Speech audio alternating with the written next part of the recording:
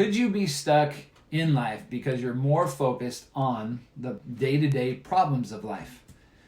What if what you were thinking in your mind was holding you back appears to be a gigantic mountain, when actually it's just a large, wide open door of vast opportunity for you? What if you're inadvertently stacking the odds against your possible compelling future to the degree that you circumvent it? Well, it's day 9 of implementing our 2020 transformational vision. Scott and Julie here. Yep. And it's the second day of our series on focus. Yep. And today we are going to focus on identifying what's holding you back from taking your action step for your 2020 transformational vision. Yesterday we talked about what your attention focuses on, your energy flows. So what you focus on is what you go towards. And we're questioning, are you focusing on the problem, the fear, or the obstacle instead of the solutions for your 2020 transformational vision? Which we all do that. It's sure. just a natural tendency. I think we learn that as kids, to measure and compare, and we cultivate that in our minds, that we naturally see the problem, and then we can't help but talk all about it. So how many? Yeah. How many times have you found yourself focusing on the problem, the fear, or the obstacle that you were talking about, and it grows to the point where it seems so impossible to even overcome, or you get so frozen by it that you don't even know where to start, or like we just discussed yesterday, you get so familiar with it that it seems like you can't even get past the circumstances, and you just give up, and your creativity, like we talked about yesterday again, gets lost. Your energy gets lost because you're focused on what's right in front of you, the circumstances. And they have a tendency to dictate us very graphically and strongly. So what if that's the case? Yeah, so think of it like an ice cube. If you have a bag full of ice cubes and you put them in the freezer, the longer that they sit, they're just stuck together and they get more frozen as a big chunk. And they can still get broken up. You just have to take a few more stabs at it, or one big to break it up. But it's still possible to break it into pieces. Yeah. So it's much easier if you just use the ice cube sooner. Yeah, I hate when that happens. Me too. So our mind tends to build a case to what it seems to be safe or less painful. So whatever you're feeding your mind is actually what it's going to believe. Like we talked about in our mindset series, the story that you're telling yourself over and over again is building a case. Just like in a court case, whether you're the defense attorney or the prosecuting attorney, whoever has the best story is going to win. And the defendant is going to be guilty or not. So yeah, and the jury just ends up believing that because it's so compelling of a story that right or wrong, they end up being guilty or not guilty. Yeah. We've all heard stories like that where it looks like he's really guilty, but the facts show that he's not. Years later, it comes out that he's not. Yeah. So what if the problem that you're having was somebody else's problem? What if you could solve their problem? Wouldn't it seem easier? I mean, it's always easier for me to fix somebody else's problem or to speak into their life, especially if you try to understand, and if you try to listen, and you try to have empathy and flow with them. Yep. It's pretty easy to come up with solutions and come up with ideas to help them on their way. So when you can detach from the problem, you end up shifting your energy toward a forward-moving solution and away from the circumstances.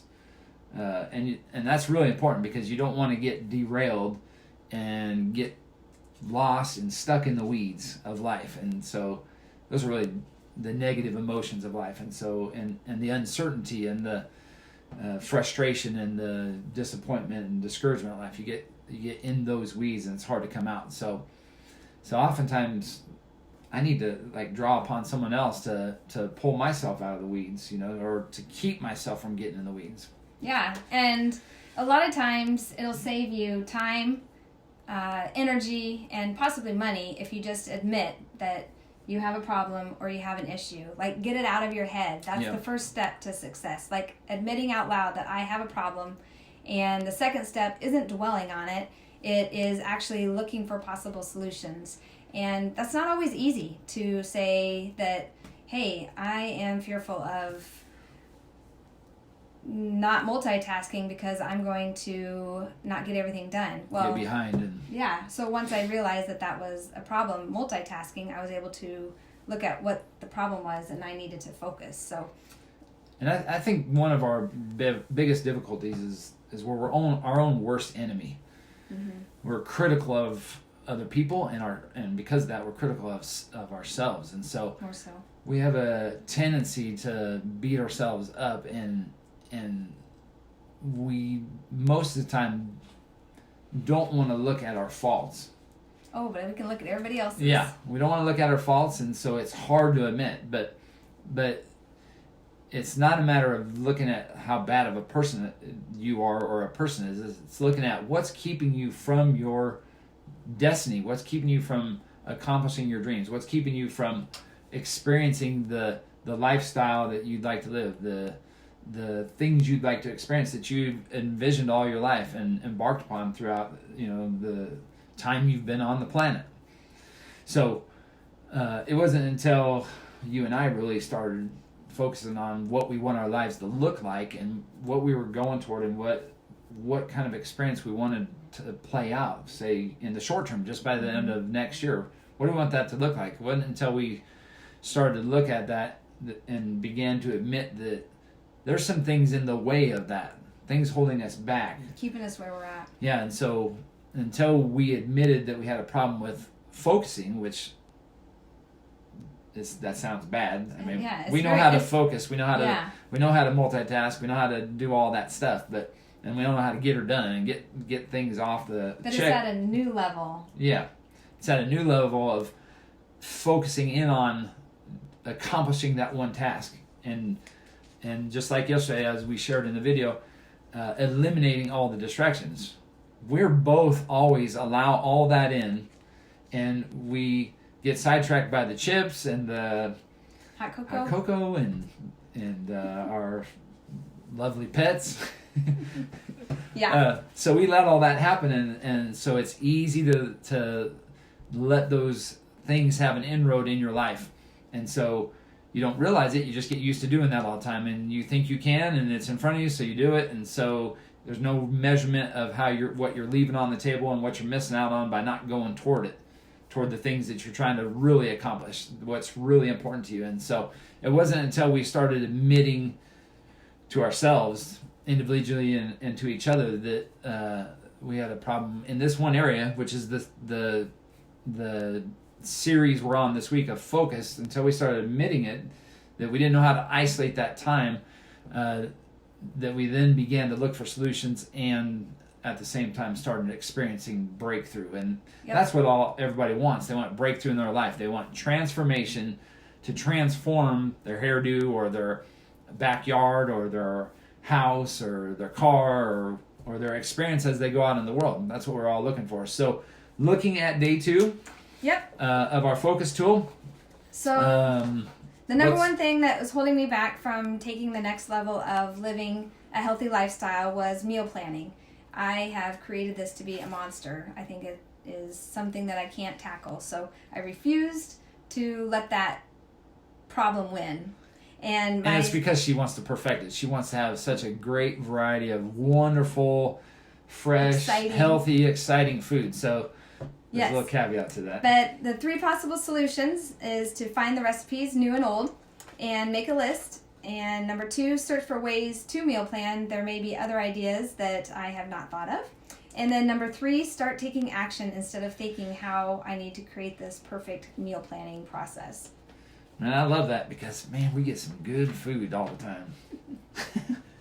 So the number one thing holding me back at times, or that can hold me back, is how circumstances play out on a day-to-day basis, whether that's with relationships, whether that's with vocation, our vocation, what we're doing, or it's just the mechanical side of life and how it plays out, the circumstances. And that's challenging for anyone when you're trying to be the best version of you, because you validate and justify and you mean well with the reason and the rationale why you respond like you do. And so for me, I'm not willing to accept that it's okay to just respond in ways that aren't driven by character.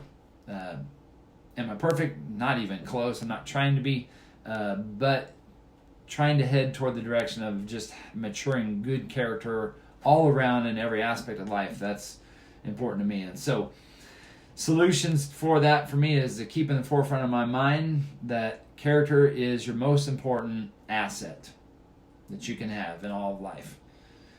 It'll transcend all boundaries, and it'll also open doors.